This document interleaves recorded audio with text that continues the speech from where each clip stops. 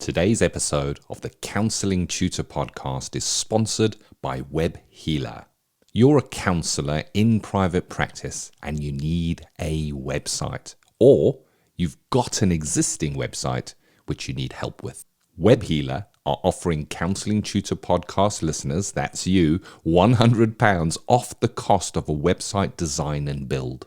Now, Web Healers specialize in websites for counselors and psychotherapists. It's what they do. And the Web Healer team provide a completely non-technical, done-for-you solution, leaving you to focus your time on your clients. Operating for 20 years, Web Healer are a trusted resource amongst counselors when it comes to getting your practice online. So get the package details and claim your £100 off coupon for your new website by going to counsellingtutor.com/website. That's counsellingtutor.com/website. Hello and welcome to episode 359 of the Counselling Tutor Podcast. I'm Rory and today we're delighted to welcome back Ruth Hill. Ruth is a gym instructor and personal trainer, holds a degree in sports science and brings all of that together with her work as an REBT therapist. She joins us to discuss a topic that affects many of our listeners and their clients and to share insights into a new lecture for the Counsellor CPD Library, supporting therapists and clients through peri and post-menopause. So with that said, let's roll the intro. Welcome to the Counselling Tutor Podcast, the must-listen-to podcast for counsellors, psychotherapists, and counselling students. Here are your hosts, Rory Oakes and Ken Kelly. Hello and a very warm welcome to episode 359 of the Counselling Tutor Podcast with my colleague Rory Oakes and myself, Ken Kelly, walking you through our 3 stops on today's counselling and psychotherapy adventure, where we start off with that ethical, sustainable practice, where today we're going to be speaking about getting over cancellation guilt. When we, as the practitioner, need to cancel an appointment with a client, how does that work? What does that bring up for us? We then go into practice matters. Rory has already beautifully teed up the interview with Ruth Hill, supporting therapists and clients through perimenopause and post-menopause. Make sure you stick around for that one. And then into student services, recognizing you students on your formal journey. And today we're speaking about something called doorknobbing in counselling. It's that last-minute disclosure. There's like 3 minutes to go in the session, or they're just about to leave and they drop something that is really heavily emotional material. Going to be looking into that. So starting off, Rory, with that ethical, sustainable practice, getting over that cancellation guilt. And it's an interesting word because, you know, you've used the word guilt there, and I recognize as practitioners we're doing this to make a difference in the lives of others, and if we have to cancel that, what comes up for us? Yeah, absolutely, Ken. And this is driven by a kind of a passionate Facebook-driven post in our Facebook group. And if you're not in our Facebook group, go to Facebook, Counselling Tutor. But put Counselling Tutor in and you'll find us. But there was someone who had posted and they were saying that they'd had to cancel a client because they weren't well, the practitioner wasn't well, and they felt really bad about it. And the question really was, is this an unusual feeling? And the answer is, of course, it's not. It's probably, I would say, one of the most common emotional experiences that a therapist can have. Especially if they're cancelling at short notice. And I think it's worth thinking about that when you cancel, if it's for a very good reason, it's probably one of the best ethical decisions you can make. And I want to share a little story with you. Many, many years ago, I taught for a very, very short time, perhaps two classes, with a male practitioner who said to me in the break, you see, never guess what happened to me the other day. So I felt really, really, really under the weather. Maybe had a bit of a cold, bit of a flu. I went to my practice, went to see the client, and closed my eyes for a second and woke up, and it was dark, and the clients had gone, and they'd fallen asleep.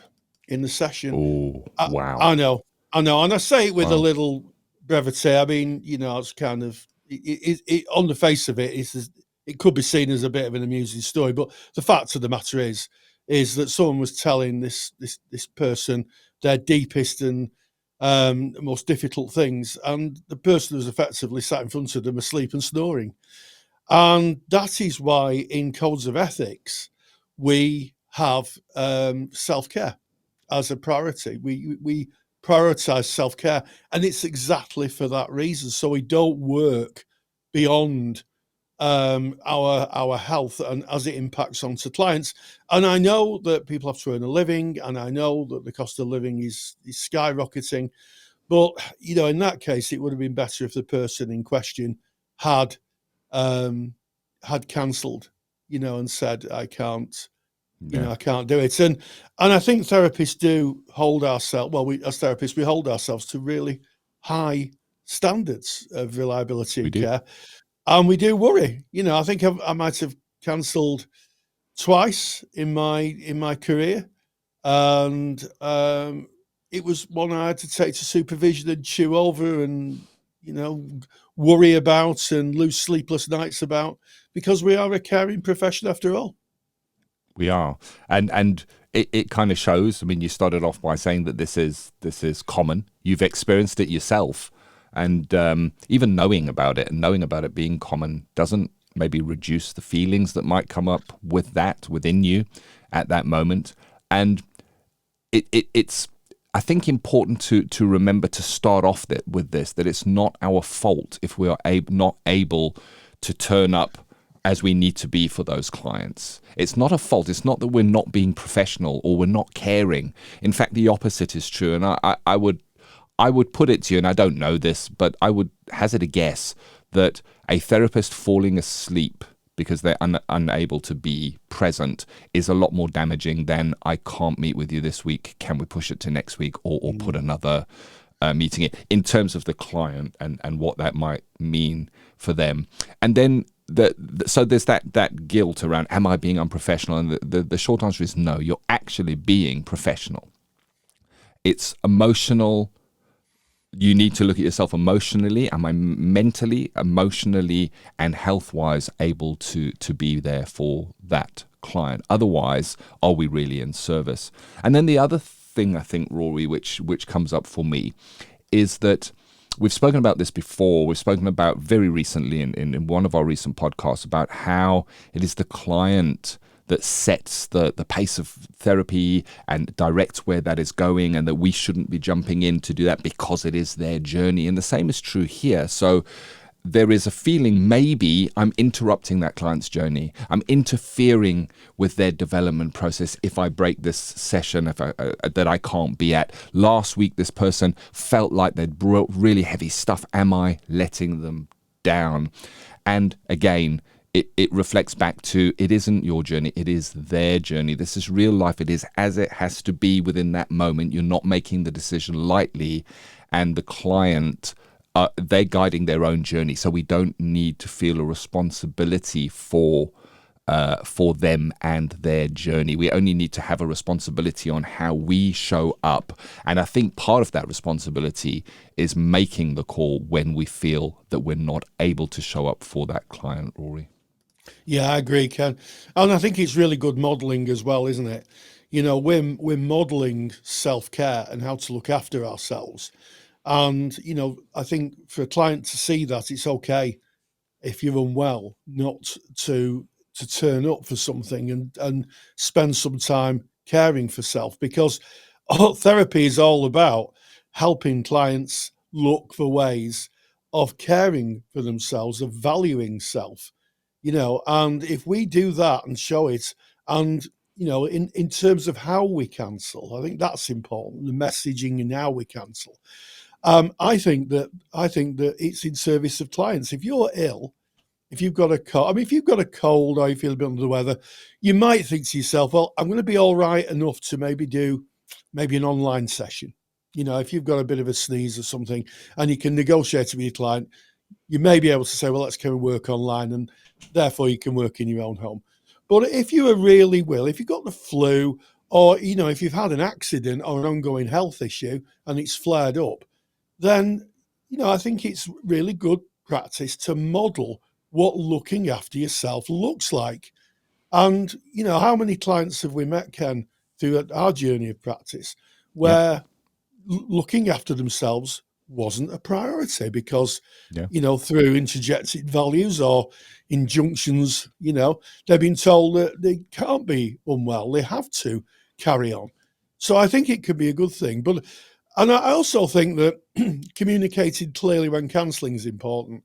So, if you're feeling unwell and your session's 3 days away, it might be worth sitting down and thinking, is this going to get any worse? Because if it does, do I want to cancel on the last minute? And, contacting the client, explaining what's happened.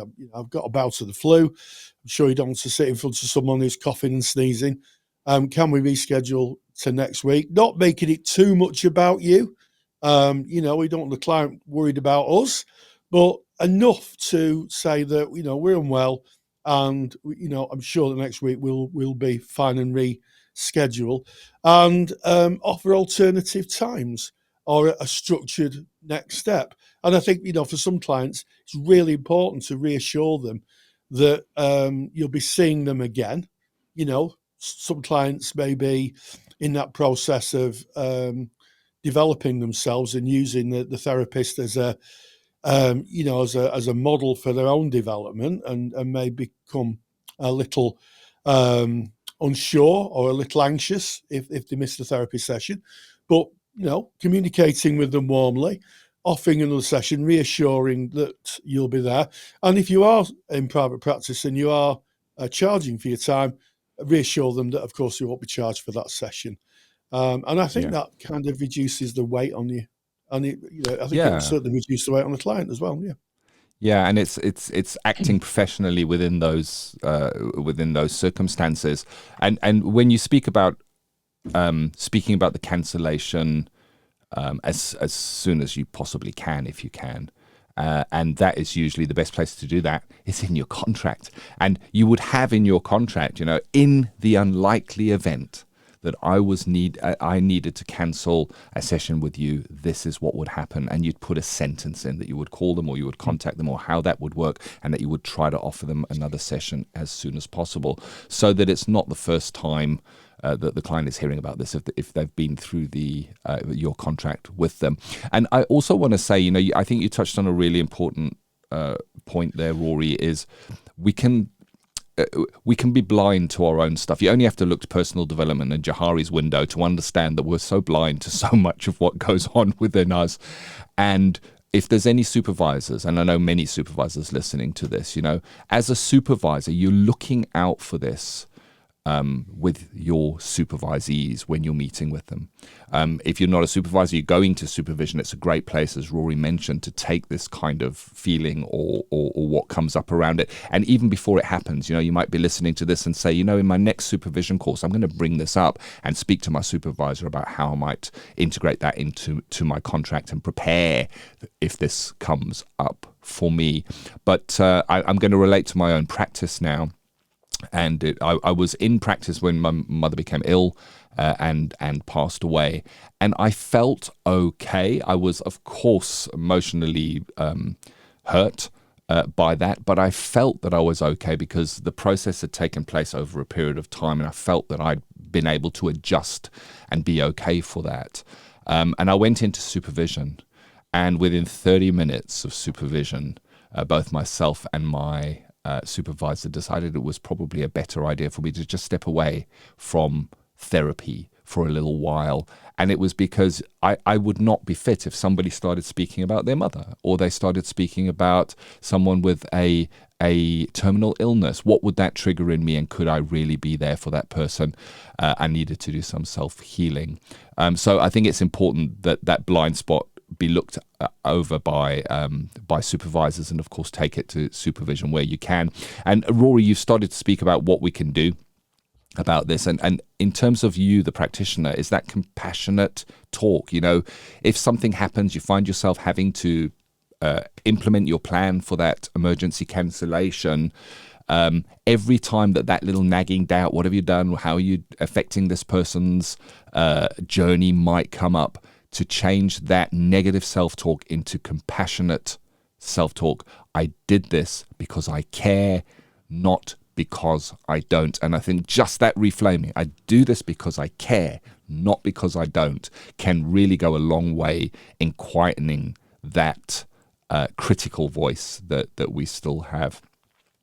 And of course, you would provide emergency support options if it was appropriate to do so with your clients, and that you would, of course, plan with your supervisor of what your support routes are in such a situation. And then, of course, Rory, the cancellation is over.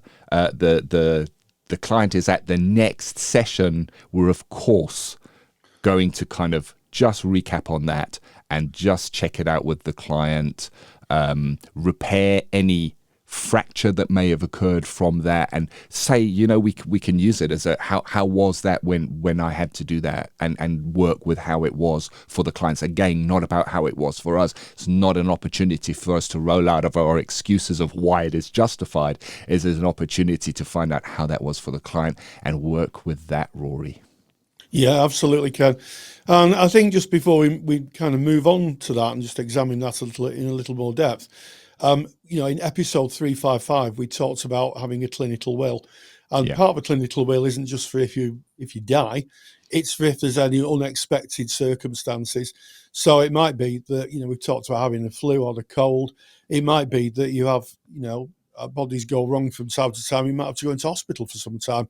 If you have a clinical will, client knows about it, then another therapist can step in and take that pressure off you. And I think, talking to clients about any kind of break you've had, be it a holiday, which we can contract for, or be it a not foreseen break in therapy where you're ill, I think is really important, because it gives the client a chance to think about what it was like to just have that maybe week or a fortnight without support. And it might be, here's the thing, Ken, it might be they actually say, I'm actually okay. I'm actually okay. Yeah. And it wasn't that bad. And I think sometimes it's worth reminding we are responsible to the client, not for them. That's it. I think that's really, really important. We're not medical professionals who are prescribing medication or procedures. We are offering a space that people can explore what's going on for them. So I think sometimes, certainly the times I've been to supervision, the word rescuing has come up, where my supervisor said, "Do you think they're going to be all right without you, Rory?" And I went, "Well, yeah. So, where's this coming from?" And it's like, that's what supervision's so great for, isn't it? Making you think about those things that, you look into those cupboards and those empty spaces that you sometimes don't want to look in as a therapist. And they open the door for you and point and say, "Have a look at that dark room and have a look at this." And you stick your head in and you go, yes. Yeah, maybe that's a little bit maybe about a bit of rescuing or even a little bit about ego. And but talking about it, and I think the big takeaway for me, Ken, is the modelling. I come back to that. If it's all right for you to be ill, then the client can see that. And it's, I always think therapy is a process of enacting permissions. And for some clients who've not had maybe a great upbringing, or they're in a relationship that doesn't allow them to be themselves, a therapist enacting being human, I think, is probably the greatest service that we could do. I like that. And to kind of sign off on this topic, I think it opens a beautiful door of compassion. We've spoken on the podcast before about the frustrations of a client cancelling last minute, and how that might be for a student counsellor who's trying to get their hours in, or how that disrupts your practice and the run, and what do we do about the fee? And, we've focused on that aspect of it. Maybe looking at this topic opens a door of that compassion that when our next client calls and says, you know what, I just sorry to give you this last minute notification, but I just can't make it, that our heart might be warmed and we go, yeah, you know what, I can empathize with that. I've been in a similar situation, and ease maybe a guilt or burden that they may feel in having to do that. But I guess that's a conversation for another topic, for another podcast, I should say. Getting over cancellation guilt. We have a handover out for you. This is created by Rory. It's a super duper handout. That's what we call them. And you can get it. It's free. You go to our website, which is counsellingtutor.com. Click on the podcast tab and go to episode 359. That's today's episode.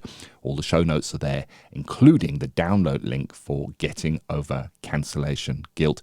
It's got an introduction, talks you about why we feel this way. It talks about reframing and practical ways to get over that feeling. And then it offers some next steps in how you might message that and consider that with your clients. So get that from the website. And that brings us to the end of ethical, sustainable practice. And we now move into Practice Matters. This is where we bring in experts within their various niches within counselling. And Rory, you spoke with Ruth Hill on supporting therapists and clients through peri and post menopause. Yes, I mean, Ruth is a returning guest to the Counselling Tutor Podcast. She's recorded many lectures for us on the theme of using cognitive interventions, REBT, which is, of course, a speciality. And as I said at the top of the podcast, she is a sports psychologist. So she's used to talking about health and well-being. I caught up with her to talk about her lecture for the Counsellor CPD Library, supporting therapists and clients through peri and post-menopause. And this is what she had to say. My guest today is a familiar voice here on the Counselling Tutor Podcast, Ruth Hill. Today, Ruth joins us to talk about her new presentation for the Counsellor CPD Library, supporting therapists and clients through peri and post-menopause. In this conversation, we'll be exploring menopause as a natural development stage rather than a deficit, and looking at how counsellors can better understand the physical, emotional and psychological changes it brings. Ruth shares how REBT and the ABCDE model can help clients challenge unhelpful beliefs, and why this life stage is often overlooked or medicalised, and why it deserves compassion, validation and open dialogue. Ruth, it's lovely to see you again. It's lovely to be back. Thank you for having me. Now, I've had a look at the slide. It's a great lecture. It's a brilliant lecture. I think anybody who watches it will really get on board with the idea of how to work with a client who's going through perimenopause or postmenopause. But one of the things that really struck me in your lecture, you talked about the lack of celebration. It's a life stage that, unlike other life stages, such as, pregnancy or puberty, isn't kind of celebrated. It's kind of looked on as the beginning of the end. Is that a cultural phenomena? I think there are two parts to it. I mean, firstly, even Menopause Day is kind of shrouded in mystery and is movable. So that I think that's one of the first problems. Secondly, puberty is loud, pregnancy is visible, and middle-aged women are often neither. And there's nothing joyful about brain fog, hot flushes, and anxiety. So it's the stage where women become even less visible, and the focus is on the losses. So it doesn't feel like there's a lot to celebrate. So one of the things you talk about in this lecture is reframing the transition. What do you mean by that? Reframing it to be something that is understood and accepted, instead of it sort of being a secret or something almost shameful. If it was changed into something that's completely natural and spoken about, then there wouldn't be a need for women to have to almost beg for help. HRT is a postcode lottery, and where do women go for good, joined up healthcare? Yes, absolutely. And it kind of strikes me a little bit as we start to move into this conversational space that menopause is like pregnancy used to be in the Victorian age, where women would, when they got pregnant, would disappear. And then they would come back with a child, and it was never talked about. And it was something that really was a woman's issue, and as opposed to one that society needs to take on because and engage with. Yes, and menopause is a cultural conversation, isn't it? Do you think that we need to have a different way of talking about it? You talked about menopause days being on different days, and the awareness of it. Do you think it needs to be really cemented into the awareness of everybody as a transition as opposed to a deficit? I think that would be a wonderful world if that were possible. But, even if we're sort of chipping away and doing our little bit, then all we can do is ask for validation and understanding, because women's brains are literally being rewired. So telling women to drink enough water and sleep well just doesn't cut it. This is a big deal. Yes. So, there is a psychological education piece in this, isn't there? And, so what do you think needs to change? If you were in charge, if you were the women's minister in the government, and I could think of no better person, if I'm honest, what would you change? Where would you begin? I think that I did mention it on one of my slides that Dr. Mosconi, who is...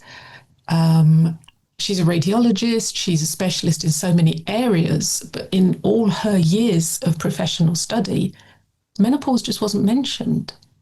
So I think that would be quite an easy win to actually, start the conversation and talk about it, because we can't say, oh, we need to do this, or we don't know, it's not talked about. So I think an understanding of where we are, what are women being offered, and then we can start to build, then there's a little bit of figuring out the gap between what's being offered and what's actually needed.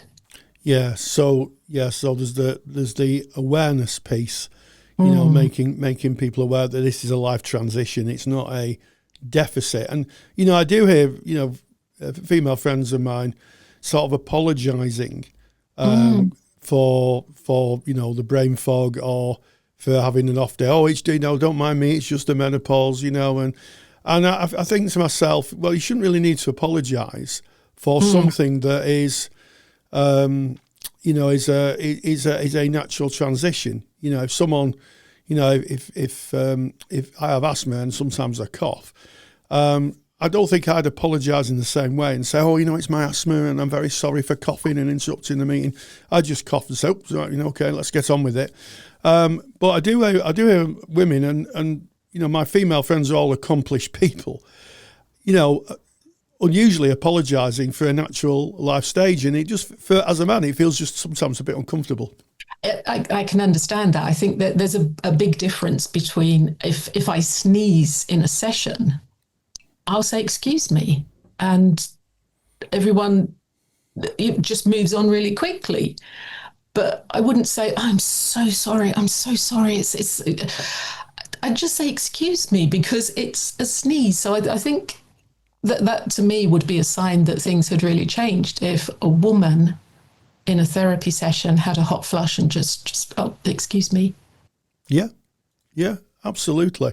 And that could be, I'm sure, and I've spoken to other women on the podcast about menopause and being a therapist. And one particular conversation was that her mind just went blank. She couldn't remember the client's name. She was really, really struggling. And, if that was, therapists go through this. We talk, we put our focus on clients, obviously, but female therapists go through this. And yes. This isn't unusual, for people or women to, go through a menopausal kind of something that happens is because of the menopause. So we use brain fog, and then just forget things. It's not that unusual. Yeah, it seems to me in the conversations that I've had that it can be a quite a big worrying element. That what will the client think? What will happen? I shouldn't be doing this. And there seems to be a lot of self-blame. I think that's where I'm going here. There's a lot of self-blame. Yep, and it's this there should be as much self-blame for that as there should be for having a sneeze or a cough. And I've done it in sessions because I'm aware that I have to model unconditional self-acceptance. So I forget things. And I right, hang on a minute. Where was I going with that? Which, to be honest, the client's mind's working at the same time. So it's never been a terrible thing. It's something went wrong, and look, we're getting back on the tracks. Yeah, and I think that's important. I was speaking to a group of students the other day, and they said, "You ever get it wrong?" And I said, "Oh, good grief!" I said, "I could write a book on that. It'd be never ending." And I don't think about getting it wrong. I think of it as just being a human. And I'm definitely on your side. That if I can be human and I can err, for want of a better phrase, then so can the client. And that could be such a relief, can't it? It can. We're fallible. We're humans. We're fallible. We're not forgetting the thread of our conversation out of spite. We're doing it because humans sometimes do that. That's not the important bit. The important bit is accepting, rebuilding, getting back into where the conversation was going. Absolutely. And I think that's one of the most important messages that we can have, not only for female therapists who are going through the menopause, but for therapists in general. That our humanity is I think, a part of the curative factor in therapy. That by modelling being a human being, our clients can say, well, look, if the therapist is like this, then it's okay. It's okay for me. Absolutely, especially if we have clients who have beliefs or worries around perfectionism. That's it. We've really proved I'm not being perfect, and everything is still okay. Yes. I think that's an interesting one. Is that something? Do you think that can be a challenge for women in terms of the menopause conversation? That women think they may have to be perfect, and this mind-body connection, this kind of brain rewiring, if you like, that goes on as the menopause plays through, is something that causes women consternation, the fact that they don't feel that they're perfect, or some women. Absolutely. And it's something I didn't learn that long ago. It would have been really helpful if I'd known this 10, 15 years ago. The brain is rewiring. You're not going to be the same person you were. Your brain is literally rewiring because it's breaking down old connections to glands and organs. You don't need a great superhighway down to your ovaries and fallopian tubes anymore, because they're not used in the same way. So there's a lot of old connections being broken down and destroyed, and new connections built up. It's like trying to live in your house while it's being remodeled and keep going to the same cupboard when the wall's been taken down. You can't do it. And I think women sort of take on the pain of needing to be perfect when it's actually impossible. And if you want to talk about cognitive dissonance, that's quite a good example for you. Oh yes, let's talk. It's one of my favourite topics, cognitive dissonance, and I sometimes frame it as fear of the truth. It's not an exact explanation of cognitive dissonance, but just speak a little bit about it. The belief for a woman, you said that there, I've put it onto the women's shoulders. Society suggests that women have to behave differently. I don't know how true this is, but I saw it somewhere, that if men see a job that they think they're about 60% suited for, they'll apply for it. If women are 95% suited for it, they'll think, well, I can't apply for that. I can't do it. There's a difference in the way we live, in the way we move through the world, in the way we have expectations put on us.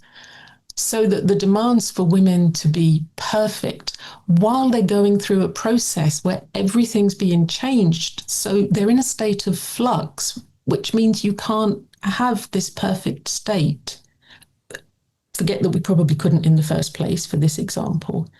So you can't have the two living in this perfect, calm, ordered state while you're in a state of complete rewiring and flux. You can't have the two.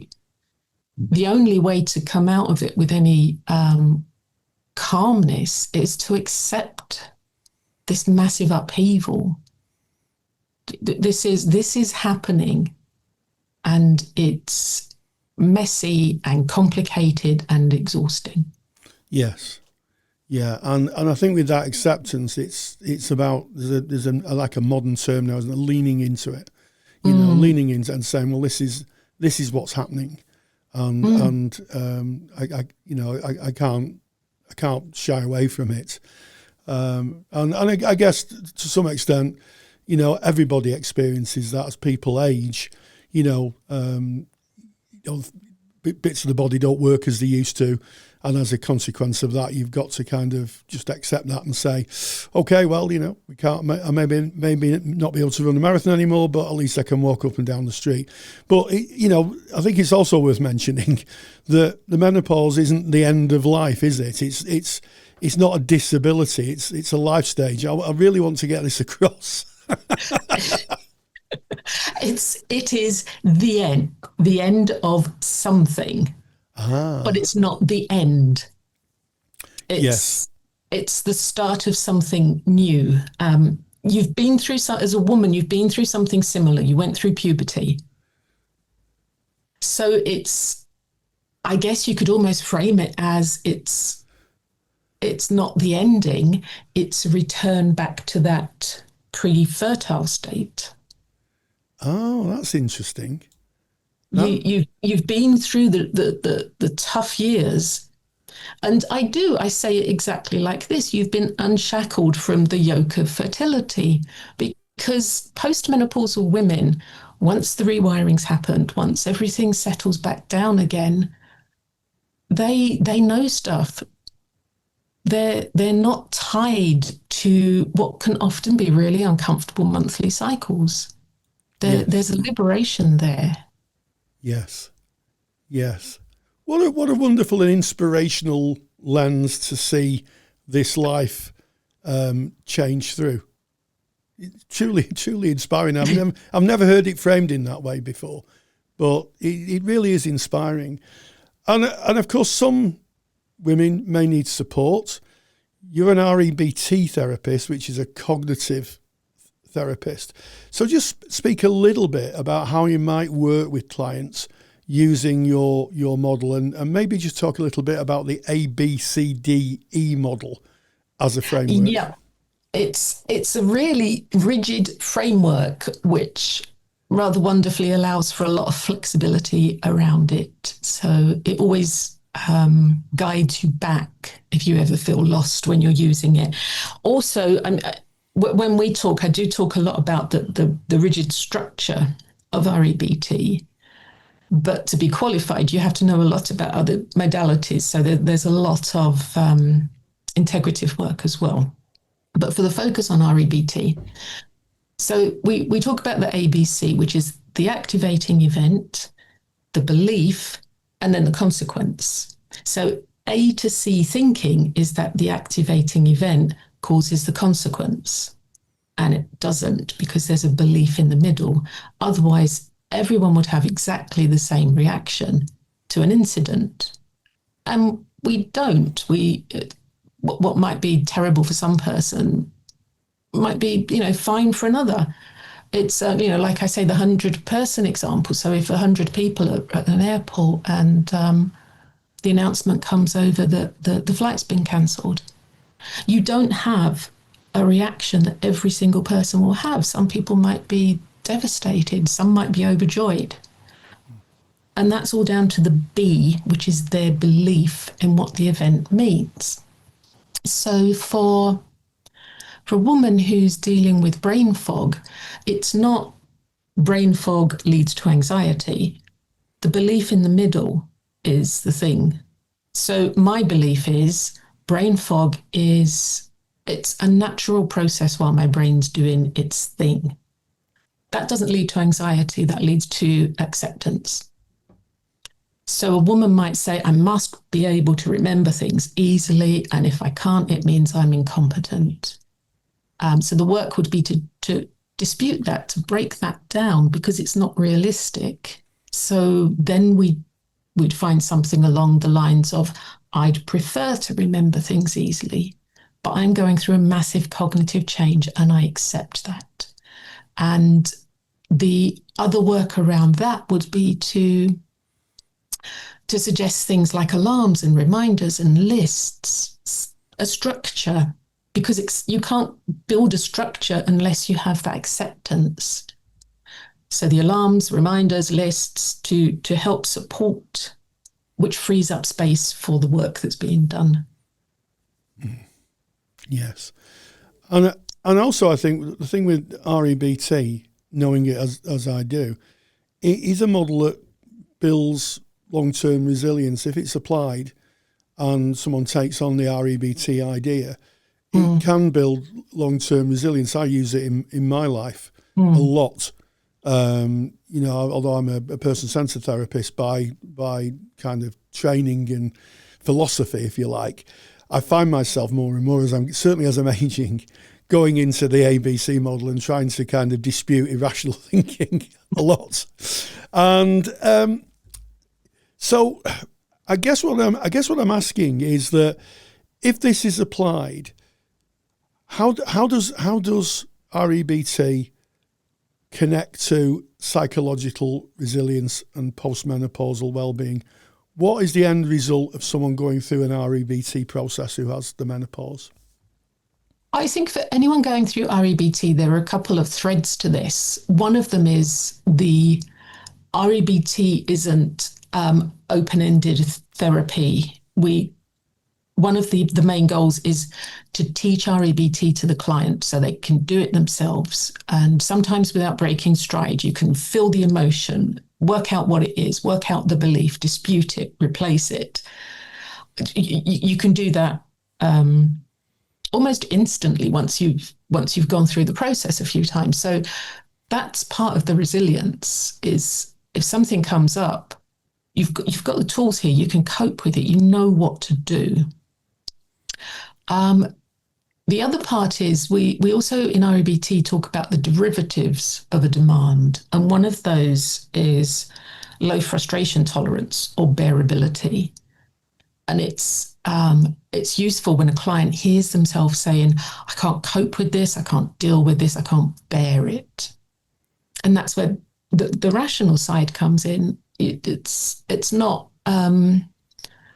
done out of spite, but it's a very gentle, but you are bearing this, you have borne this. Because the feeling is so strong in the moment. So it's allowing that to be opened up, to be talked about, and you are bearing this. And it changes the way somebody thinks about something. Instead of immediately in that moment of fear or anger going to, I can't bear this, they've got another pathway they can go down, which is, I can. And I think for women going through the 19th hot flush of the day, it can feel, it's very, very close to, I can't bear this, but it is bearable. It might be desperately uncomfortable and unwanted and unpleasant, but it is bearable. What a wonderful ending to such an insightful set of observations about the menopause. Supporting therapists and clients through the peri and postmenopause is available in the CPD library now. It just remains for me to say, Ruth Hill, thank you for joining us. Practice Matters is proudly sponsored by the Counsellor CPD Library. To access top quality, relevant continuing professional development for your practice that you can do at a time that suits you and all for less than the price of a cup of coffee, visit counsellingtutor.com. Massive thank you to our returning guest, Ruth Hill, our returning expert, I should say, and thanks to you, Rory, for reaching out, holding those important discussions, and that is today's Practice Matters. We now move on from Practice Matters into student services. And today in Student Service, we recognise you, the students, on your formal journey to become a counsellor or a psychotherapist, or to learn skills that you can use and apply within your life and work. And today we're speaking about something that is pretty common, and it's called a doorknob comment. And we're going to be speaking about what that looks like. But I think let's start off, Rory. Can you just tell us what do we mean? What is a doorknob comment? Explain. Give us a definition. Well, a doorknob comment, usually in my experience, is something the client says as they're leaving the session. They put their hand on the handle of the door or the doorknob, and as they come to open it, they drop a bombshell before disappearing through the door and leaving the building. An example I will give, many, many years ago, I was working with a client, and as they got up, they opened the door and they said, and of course, I'm £50,000 in debt, before shutting the door and exiting the building. And it was just dropped in the room. It just landed in the room. And next week, through that arc of that week, I had to consider, did I bring that topic up? And what I did was, when they came in, I welcomed them, and we after we got past the niceties of, yes, it's raining outside and the bus is late, I said, I'm just aware that when you left last week, you kind of alluded to the fact that you had a bit of money problems. Is that something you want to look at? And the client's intake of breath as she was able to speak about something that it turned out she was ashamed of and frightened of talking about was palpable. And that really set the direction of the therapy from then on, about what she, and it's always a theme in therapy, Ken. Someone comes with a presenting issue, but as the therapy emerges, what they actually came for isn't actually the problem that they came for. It was the debt that was the problem, not what she actually came for, but she was too ashamed to speak about it. And, we had a very productive, I thought it was very productive, and she did, as we came to at the ending of the sessions, in ways that she may be able to, kind of live with the fact that she was effectively in some financial difficulty.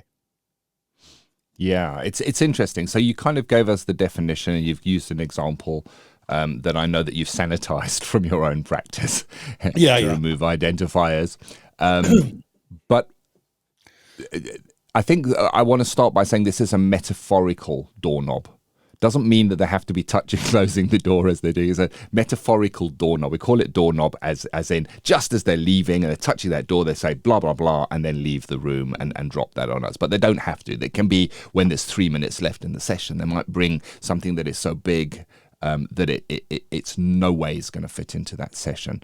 And it is their right to do so. There is some thinking that suggests, as we start getting to the end of the session, this burning weight that this person has been feeling and carrying and not wanting to share with anybody, but I need to get this out, might be a rush from them to get this information out into the room.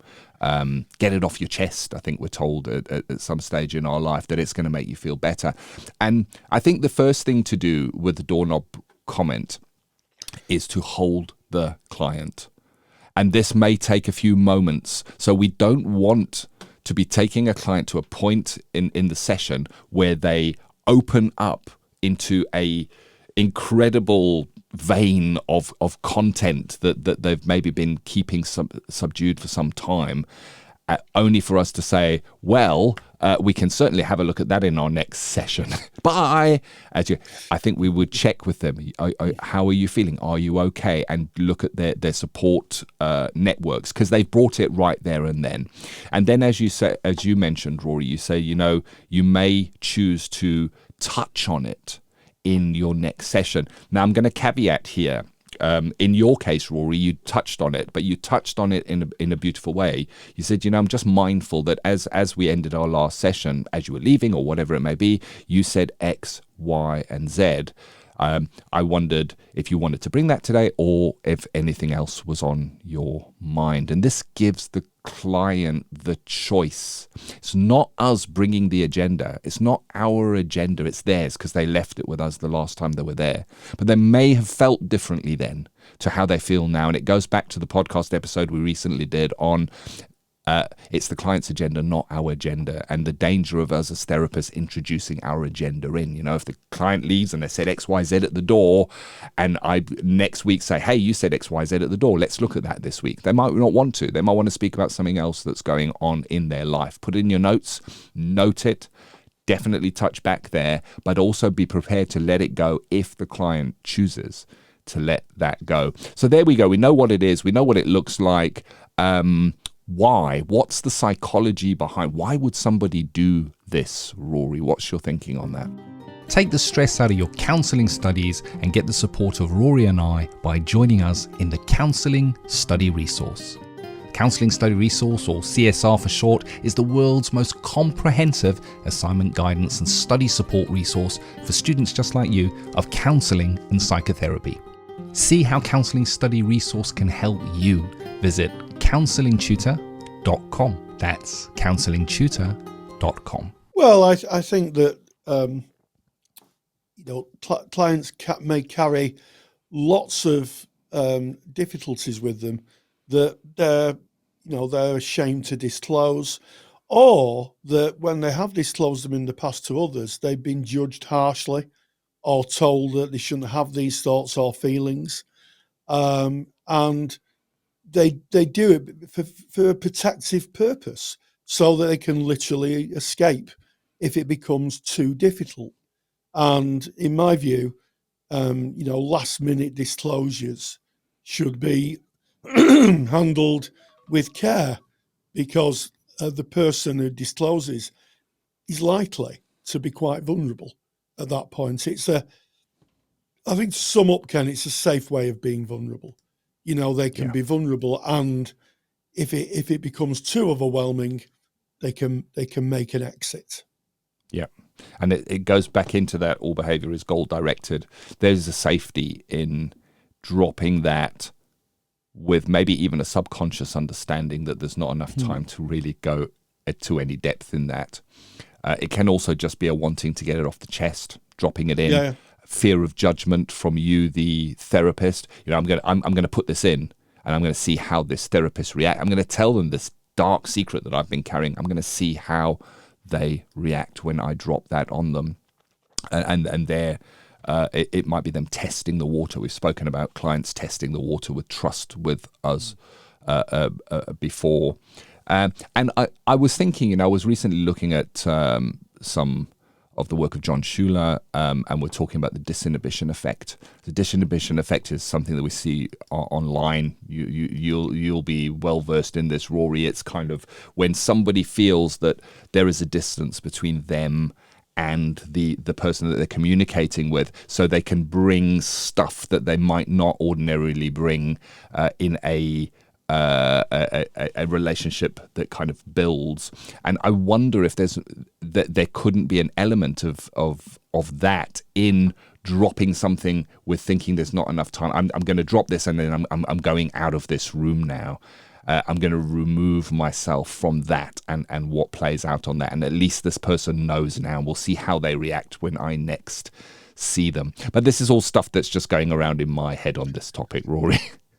Yeah, and it can also be something called help now, which is not uncommon in trauma-informed work, where somebody becomes so overwhelmed with something within the therapy session that as they go, they drop something. And I've had on, more than one occasion, a client's exiting remarks as, I'm going to take my own life. I've had that on, I would think, a couple of occasions over my practice. And, I now know that to be help now. That's someone who's so overwhelmed with what's going on, who's so burdened that the only thing they can see is that they need to take their own lives. I've certainly worked with it with supervisees who brought it. And that help now effectively means they're literally sending out an SOS. They're literally saying, I just can't go on.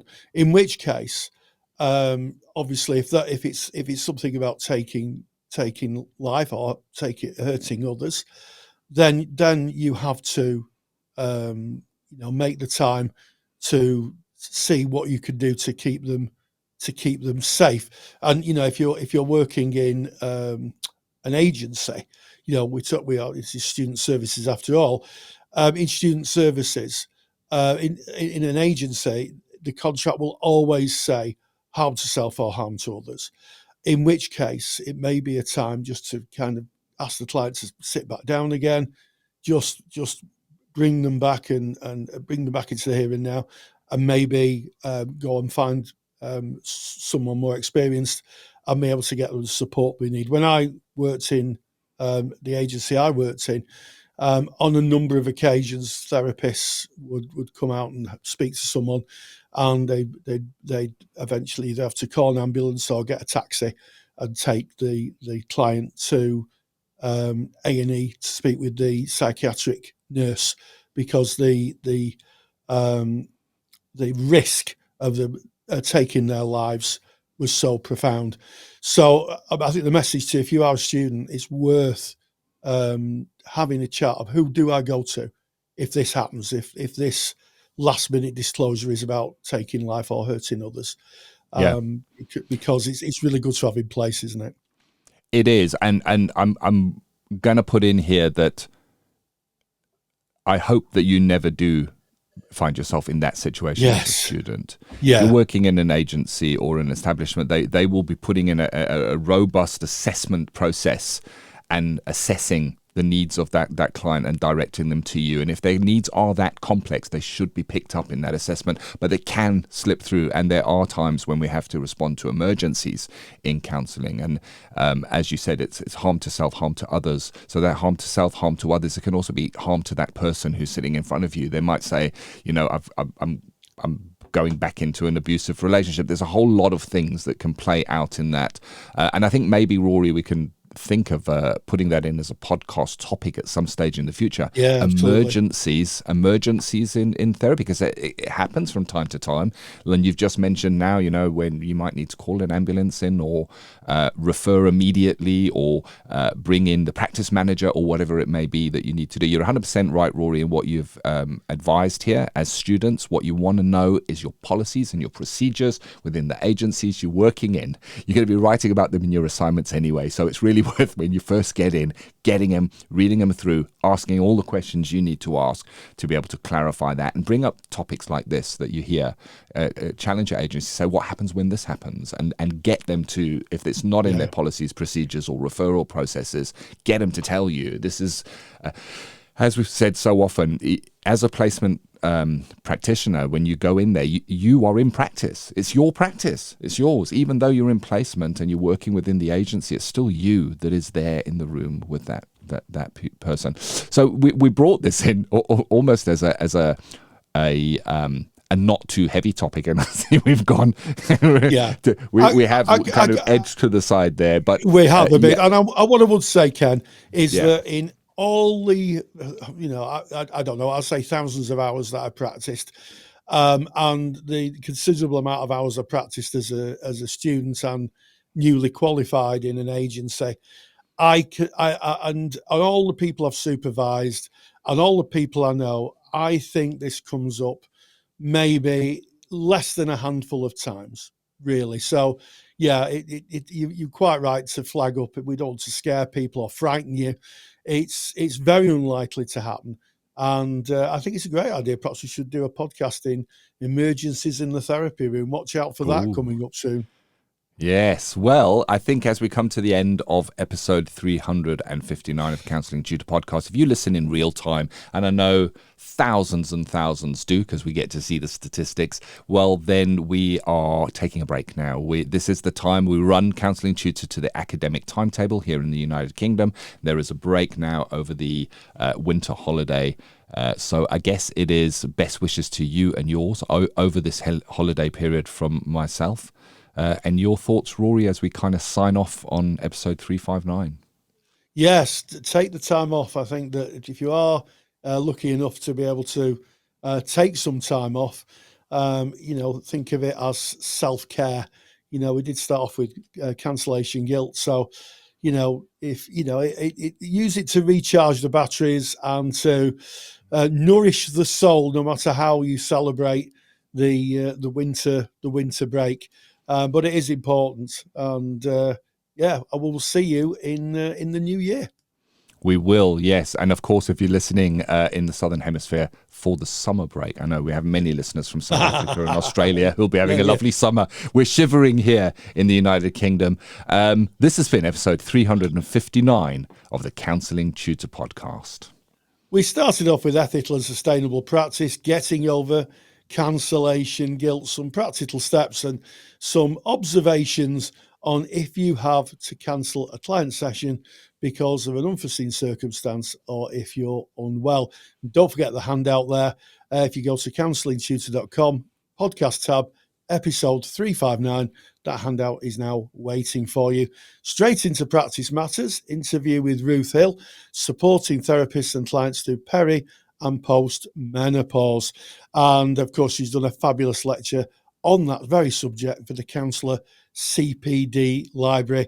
And then swiftly moving into student services, doorknobbing in counselling. How do we handle last-minute disclosures? An interesting conversation about what happens when clients share information right in the last minute and then leave. What do you do? And I hope we've kind of comprehensively answered that question. We'd like to thank you for your likes, shares and subscribes. It means the world to myself and Ken. And as always, and until the next time, stay grounded and stay safe. Thank you for listening to the Counselling Tutor Podcast. Find the show notes for this episode by visiting counsellingtutor.com.